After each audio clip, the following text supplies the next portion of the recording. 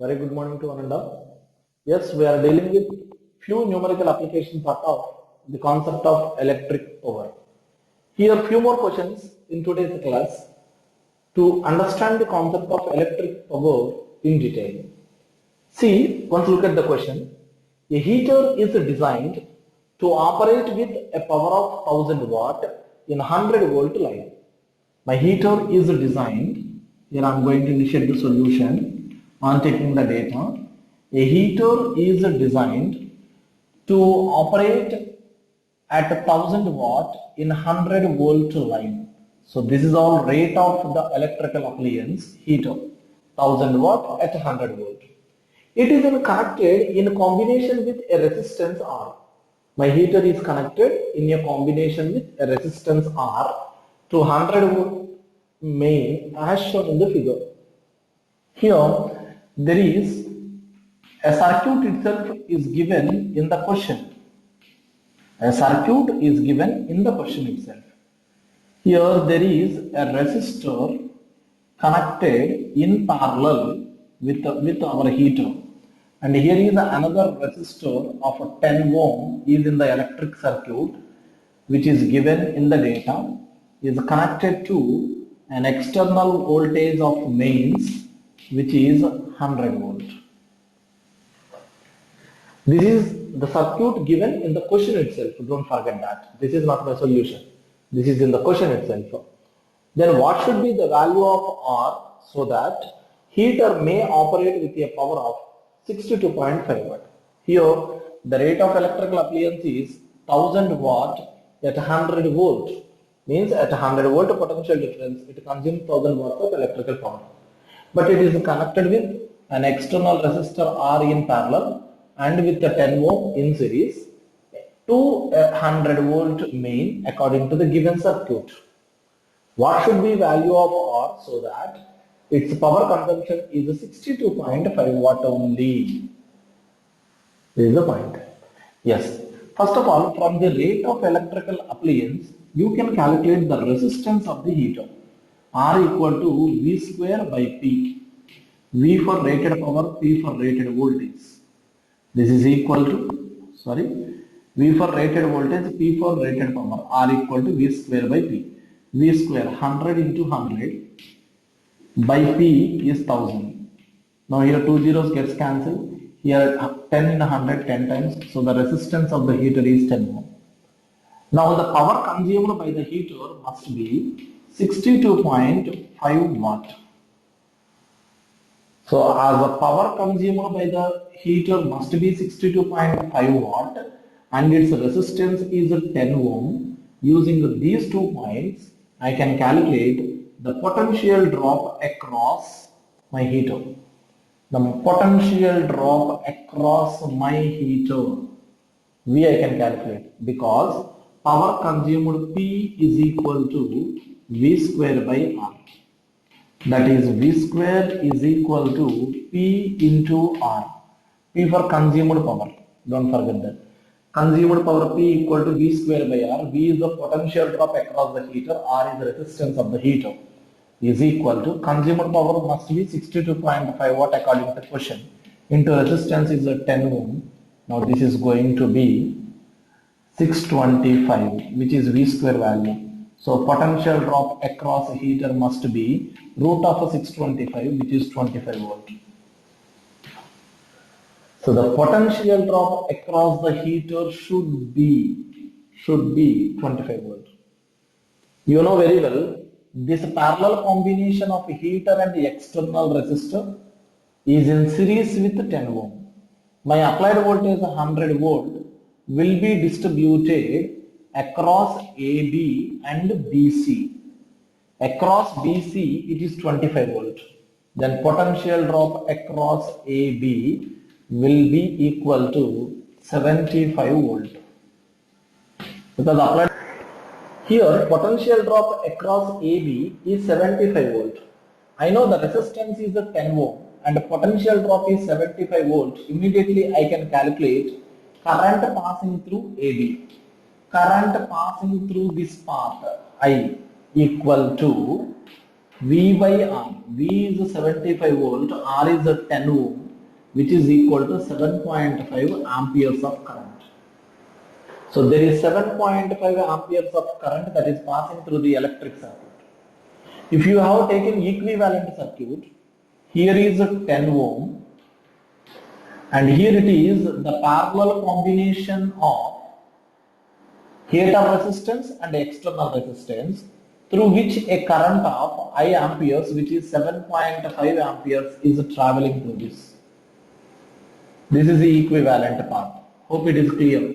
This parallel combination of heater and external resistor gives Rp in series with 10 ohm. I know current through 10 ohm is 7.5 ampere. So that immediately current through this parallel combination of heater and external resistor will be 7.5. Immediately, as I know potential drop across this is 25 volt. So immediately my formula is V equal to IR. R means Rp. That is V 25 volt. Potential drop across the parallel combination DC is 25 volt equal to current passing through that is 7.5 amperes into Rp.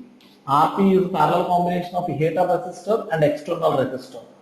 Now 25 equal to 75, write it as 75 by 10 into Rp is the parallel combination of heater resistance 10 ohm, external resistance R, which is to be calculated. So immediately parallel combination R1 into R2 by R1 plus R2.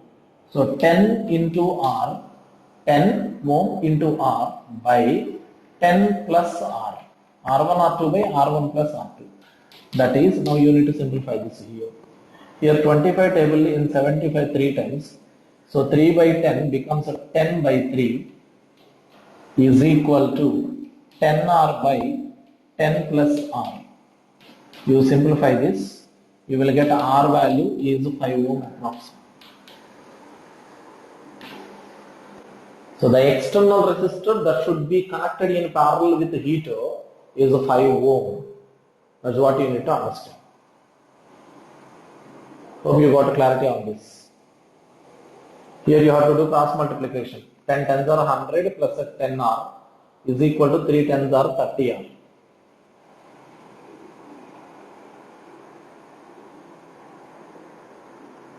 Hope you got clarity. So finally the point it is, first I have calculated heater resistance. I know the power consumed must be by the heater is 62.5 watt. Then here potential drop across the heater is 25 volt, which is across the parallel combination. Then I can come to know the potential drop across the 10 ohm resistor. Then I will come to know the current passing through that, of course through the parallel combination. Then I will calculate external resistor in parallel to be connected with the heater. So that power consumption must be 62.5 watt.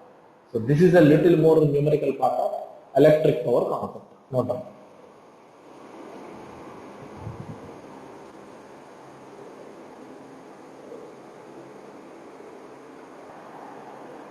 Now here, it is another conceptual question. To boil certain mass of water, I wish to boil certain amount of water, so that I am going to use a heating coil, electric heater. Electric heater will have a coil of wire within it, we call it as a heating coil. That takes T1 seconds to boil certain amount of water. And there is another coil, but it takes T2 time to boil the same amount of water. Because the reason it is, both the coils may not produce the required amount of heat energy in the same time, because the resistances can be different. Let me explain in detail. Here there is a coil of wire that is used to boil certain amount of water. Of course, this should be given to an external source of battery, of course. This should be given to an external source. Now current will be passing through this heating coil. Current should pass through it, and that will be utilized to boil certain amount of water. Then heat energy required Q is equal to I square RT. Of course, R is the resistance of the coil, T is the time taken, and I is the current passing through the circuit. Now in this situation, let me write it in the form of applied potential difference. So that Q is equal to, here I can write V square by R1 into T1. The amount of heat energy required is V square by R1 into T1. Just I have written Q equal to I square RT in the form of V square by R into T, which is well known because I is equal to V by R, V equal to IR. But here, if I have taken another coil of wire and is given to the same source of electric current, is utilized to boil the same amount of water. To boil the same amount of water, same amount of heat energy is required. But though you are using same voltage, it is not possible in the same time, because the reason it is, here its resistance will be different. This is the first coil and this is the second coil. So that your equation is going to be V square by R2 into T2. This is the data given. One takes a time T1, the other takes a time T2. Now the question is, if both the coils are connected in series, shall I write here? Shall I write here? Very small point. If both coils are connected in series, in this way, this is R1 and this is R2, are given to the same external source of voltage. Still, to boil the same amount of water, so I require same amount of heat energy. Q is equal to same voltage V square by, but this time R becomes R1 plus R2, since both are connected in series. Now time taken is T. Hope you got the logic. Either in first case, second case or third case, you are boiling the same amount of water which requires the same amount of heat energy, but the times taken will be different. The reason is, here in the first case resistance R1, second case resistance R2, in third case resistance is R1 plus R2, since they are in combination. If R1 and R2 you are replacing with Q and V using first two equations, replace R1 and R2. I am writing here. Q is equal to, I am talking about series combination, don't forget that. Q is equal to V square by R1 plus R2, means V square by R1. We can replace with V square by Q into T1. Look at it. R1 take to left side, Q take to right side. So it is V square by Q into T1. Similarly, R2 is V square by Q into T2. Into T is there. Here. Time taken in series combination. Of course, Ts. So that Q is equal to, look at this here, V square by, take V square by Q common, into T1 plus T2 is into Ts. Now here V square gets cancelled, Q gets cancelled. Therefore Ts equal to T1 plus T2. So if you are using the two coils which takes time T1 and T2 to boil the water separately, then it takes T1 plus T2 time when the two coils connected in series to boil the same amount of water. This is what you need to understand. So if T1 and T2 are the times taken to boil the water individually, in series combination of the two coils, the time taken will be T1 plus T2. The reason it is, as the resistance has been increased here, R value gets increased, so that current will be decreased. So to boil the same amount of water, to give the same amount of heat energy, little more time current should be passed through the coils, because they are offering more the resistance, but to produce the same amount of heat energy, to boil the same amount of water, current should be passed for longer time. That's why Ts equal to T1 plus T2 in series. Second point is parallel combination. In parallel combination, they offer less resistance comparatively. They offer less resistance because you have learned in parallel combination of resistors, the equivalent resistance will be less than individual resistances. So when R1 and R2, two coils connected in parallel to boil the water, circuit resistance will be decreased, current will be increased, so that it's enough to pass the current for the lesser time comparatively. That's why in parallel combination, obviously you can expect as in series combination T1 plus T2. In parallel combination, T1 T2 by T1 plus T2. Of course, we prove it. How to prove? First step, second step is common. Here we connect them in parallel. Then here it will be R1 R2 by R1 plus R2 here. R1 plus R2 will be replaced with R1 R2 by R1 plus R2 because parallel combination equivalent resistance. Then the remaining part of calculation will be continued.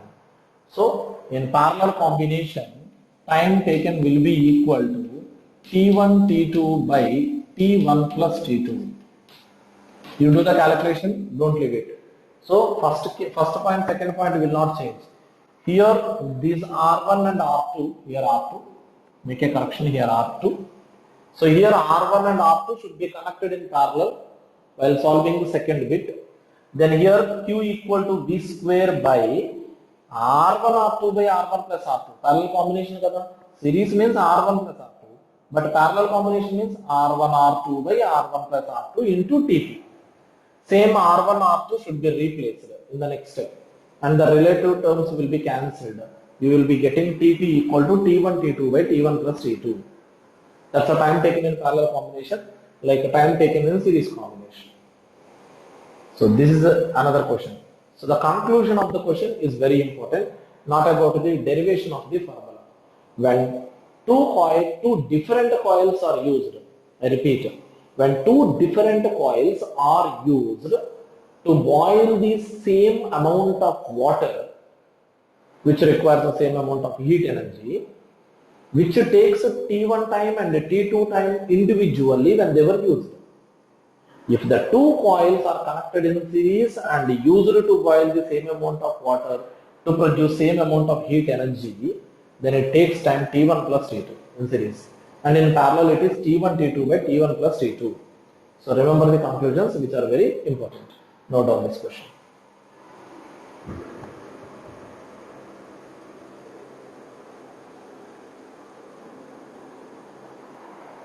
So look at the board. You have two different types of applications on the board.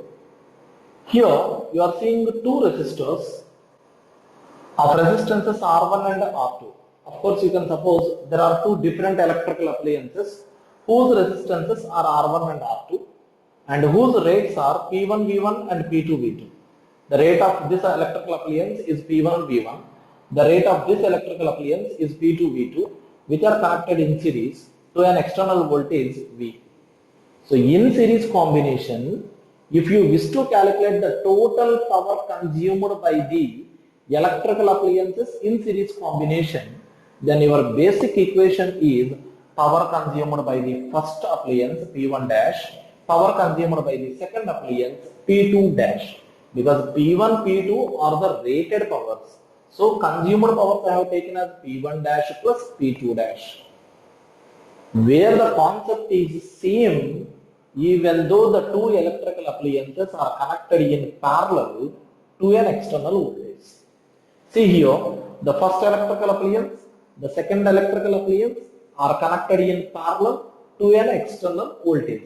If you wish to calculate the total power consumed by the appliances in parallel combination, same concept, power consumed by the first appliance plus power consumed by the second appliance.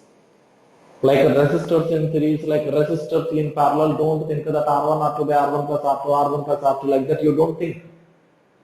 Whether your appliances are in series or in parallel, then total power consumed by the appliances in the electric circuit is the sum of all the powers consumed by individual appliances.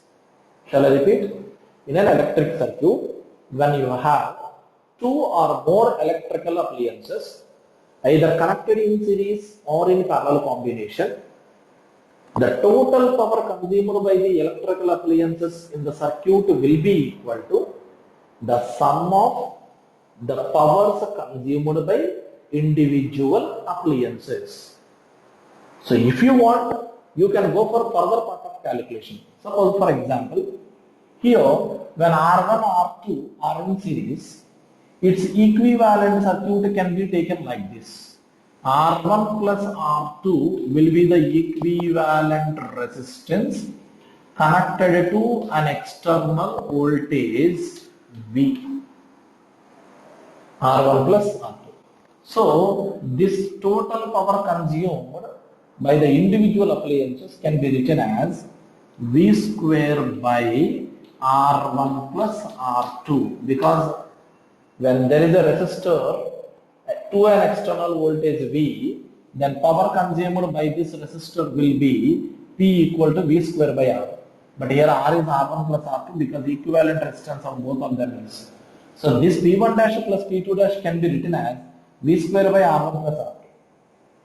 If I is the current through the circuit in series combination, still you can write I square R1 is the power consumed by first one, I square R2 is the power consumed by second one. Like that also you can write. Still, little more. This is equal to V square applied voltage by R1, resistance of the first appliance. Resistance can be written as V square by P, as you know, rated power, rated voltage, resistance will be V square by P, means V1 square by P1. Plus R2 can be written as V2 square by P2, you can write. There is no doubt in that. This is power consumed in series combination. V for applied voltage, V1 and V2 are the rated voltages, P1, P2 are the rated powers which are in series combination. This is the point. Sir, is this applied voltage will be equal to the rated voltage at the place? Need not to be. Rated voltage of appliance need not to be equal to the applied voltage, maybe or may not be. Remember that point. Right? If you want, you can put the condition. Here the applied voltage and the rated voltages are same. Of course, then V1, V2 will be equal to V, and you can put the condition.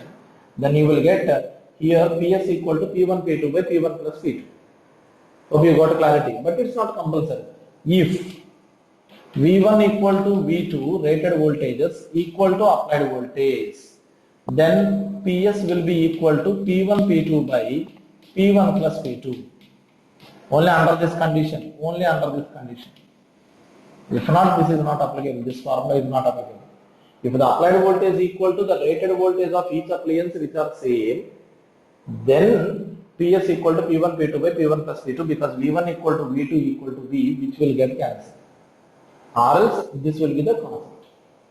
Similarly, when these two are in parallel combination, total power consumed equal to P1 dash plus P2 dash. Of course, you can write P1 dash is, here the potential difference across this is V itself, applied potential difference. So I can write it as V square by R1 plus V square by R2, because the potential difference across the first appliance is V, potential difference across the second appliance also V only, because both are connected in parallel. So it is V square by R1 consumed by first one, V square by R2 is consumed by second one, because P equal to V square by R. Still you can write, if you want, this total power consumed by parallel combination equal to V square of 1 by R1 plus 1 by R2. Still if you want, V square of 1 by R1. You have seen R1 is nothing but V1 square by P1. 1 by R1 means P1 by V1 square. 1 by R2 means P2 by V2 square, because R equal to V square by P, you know. So 1 by R1, 1 by R2. P1 by V1 square, P2 by V2 square. 1 by R1 plus 1 by R2. If you are putting the condition V1 equal to V2 equal to V, rated voltages are same as applied voltages, then total power consumed in parallel combination will be equal to P1 plus P2, because V1 equal to V2 is equal to V. These rated voltages same as that of applied voltage, then P1 plus P2 in parallel combination. So don't think that, I repeat, when electrical appliances are in series, total power consumed is P1 P2 by P1 plus P2. In parallel, total power consumed is P1 plus P2. Don't think like that. Don't think. This is possible under some condition. If the rated voltages of the electrical appliances in series combination same as the applied external voltage, then only this formula is applicable. Then only this formula is applicable. Or else these are not applicable. Then how to calculate total power consumed by the appliances which are connected in series or in parallel? Yes, I repeat once again, I told you, but I repeat again. When two or more electrical appliances you have in your electric circuit, either connected in parallel or in series, the total power consumed by the electrical appliances will be equal to the sum of the powers consumed by individual appliances. While calculating power consumed by any individual appliance, you have formula. If I is the current passing through the appliance of resistance R, P equal to I square into R. If V is the potential drop across the particular appliance, then P equal to V into I, consumed power. Or else P equal to V square by R, when V is the potential drop. Like that, if you know the current passing through the particular appliance and its resistance and the potential drop across the appliance, you can calculate power consumed by individual appliance. You can sum up, you will get the total power consumed, either in parallel combination or in series combination. Of course, under one condition. What is the condition? When their rated voltage is mentioned for individual appliances, same as that of applied voltage, in series combination, you can apply directly P1 P2 by P1 plus P2 in series and P1 plus P2 in parallel combination. So this is all about powers consumed by appliances in the electric circuit when we have two or more electrical appliances in the electric circuit. Hope you got clarity on this. Go through it.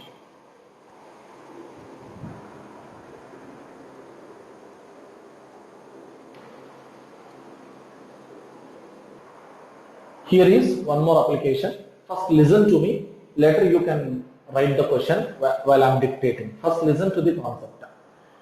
You can see on the board 1, 2, 3, 4, 5, 6. 6 cells which are connected in series you are finding on the board. Each cell of EMF 2 volt and internal resistance 0.5 ohm. Hope you are following. I have a cell whose EMF is 2 volt and the internal resistance 0.5 ohm. Like that, how many cells I have? 6 cells. How they are connected? In series. So 6 cells, each of EMF 2 volt and internal resistance 0.5 ohm are connected in series to an external source of voltage 100 volt through a resistor capital R.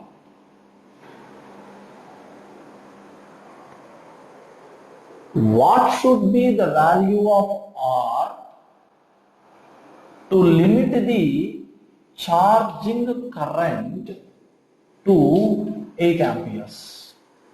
You should limit the charging current to 8 amperes. Means you are going to charge these cells using an external voltage. Your all cells are being charged on getting current from the external source. Hope you got clarity. They are all charging. They are not discharging the current. They are all being charged using external voltage. Now you can write the question. 6 cells, each of EMF 2 volt and internal resistance 0.5 ohm are connected in series to an external source of voltage 100 volt through a load resistor capital R. Full stop. what should be the value of R to limitize the charging current in the electric circuit is to 8 amperes. You should restrict the current drawn from the external source should be 8 amperes. This is the question. Hope you have written the question, and this is the electric circuit of the question. Now we are entering into the solution. Once you have entered into the solution, you know the current passing through each cell in the series combination is 8 amperes since they are in series. This is a very interesting point. The equivalent circuit of this combination is there is a cell whose EMF is 6E, because 6 cells each of EMF E are connected in series 6E, and whose internal resistance will be 6 into 0.5 ohm, because 0.5, 0.5, 0.5 like that 6 internal resistances appear to be in series will give 6R, and EMF 6E, which is nothing but a 12 volt because each of 2 volt, connected to an external source of voltage 100 volt. Of course, current is drawn from external source. Current is being sent into this combination, and current should be restricted to 8 amperes. Don't forget. Now this is the source of voltage. Don't forget. So according to this, let me write a KVL equation now.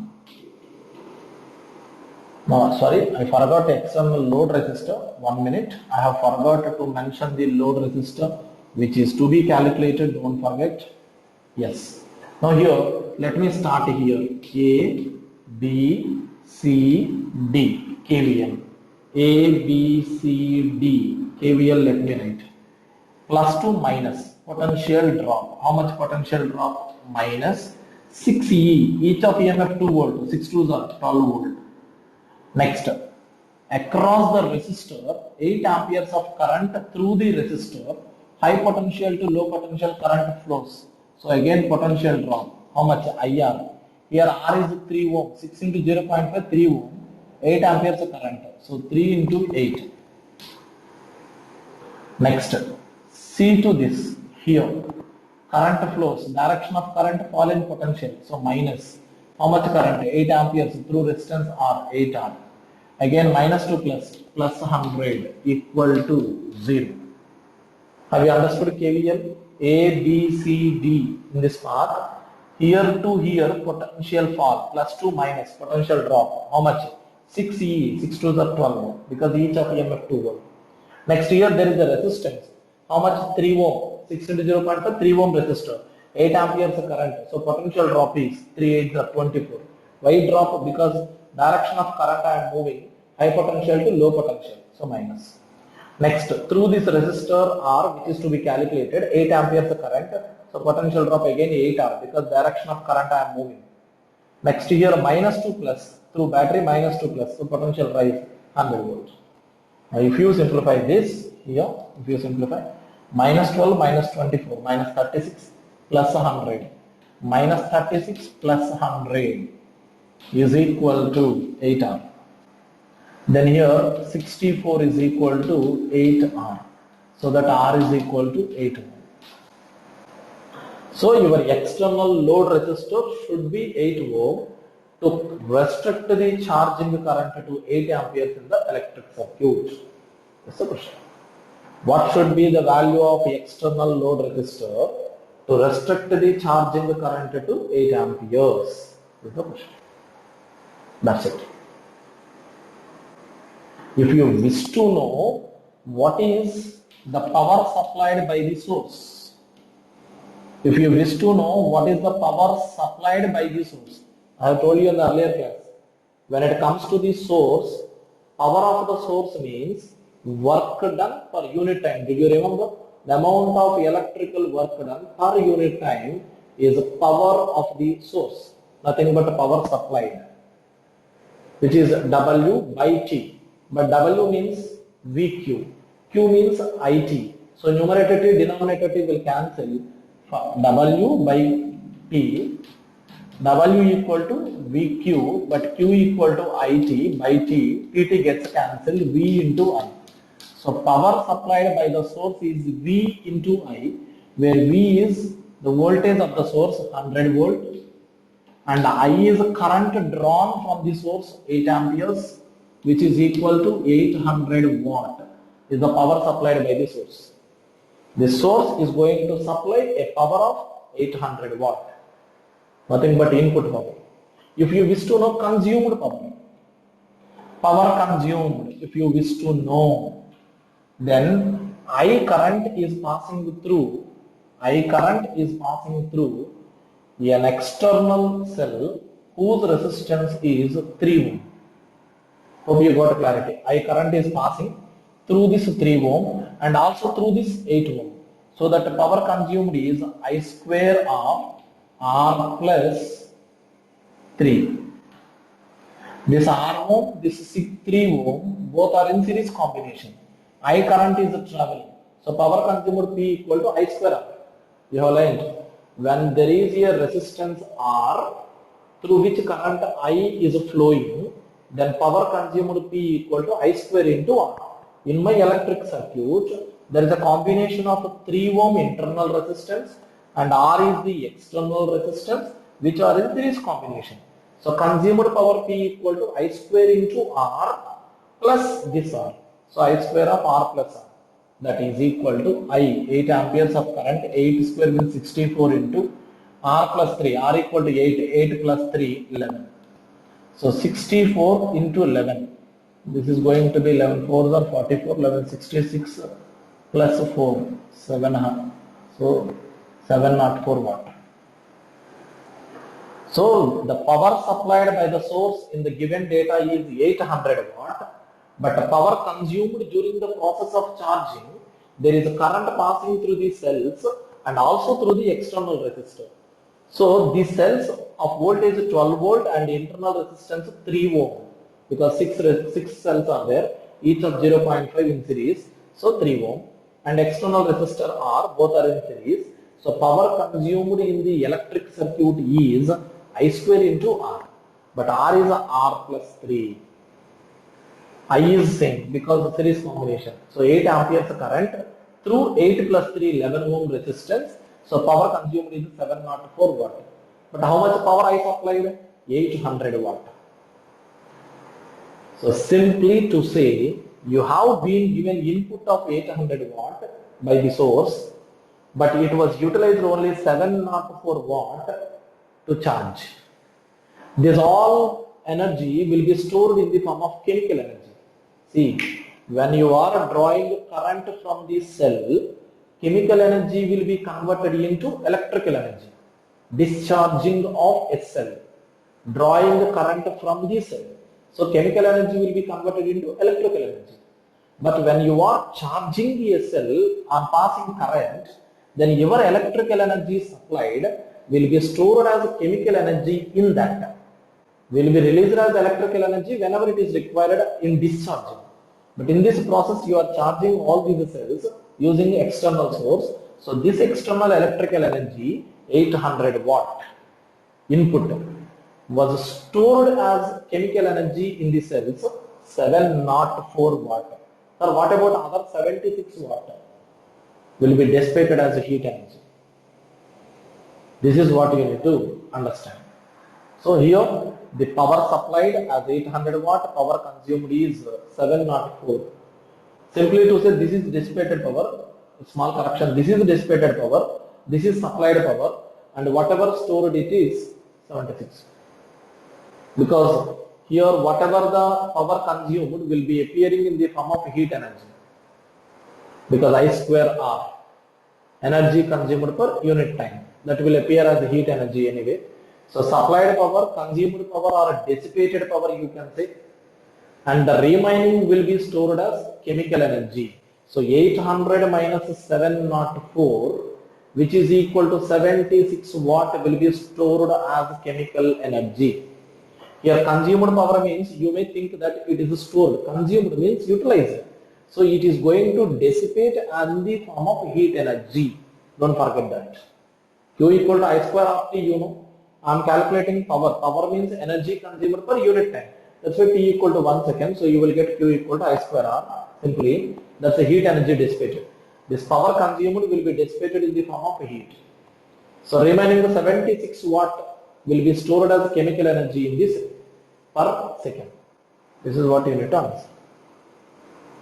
Hope you got clarity. Supplied power, power of the source. Consumed power, I square R, which will appear in the form of heat energy dissipated. So consumed power nothing but termed as a dissipated power. When there is a question of how much energy stored as chemical energy in the cells is 800 minus 704, which is 76 watt. Means 76 joules per second.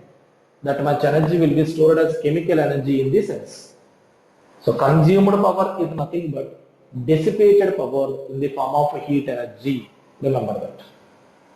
So this is all little more numerical concept on the concepts of electric power. So still there is a little more discussion on this electric power and electrical energy that we continue in the next class. Take care.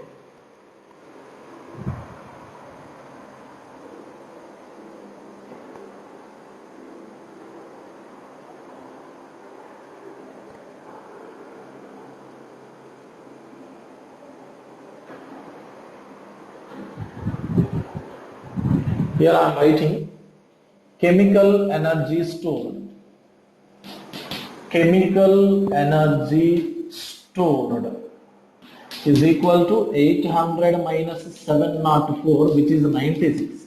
I think I have told you 76, which is 96 watt. Chemical energy stored is 800 minus 704, which is 96 watt. You can write down this also.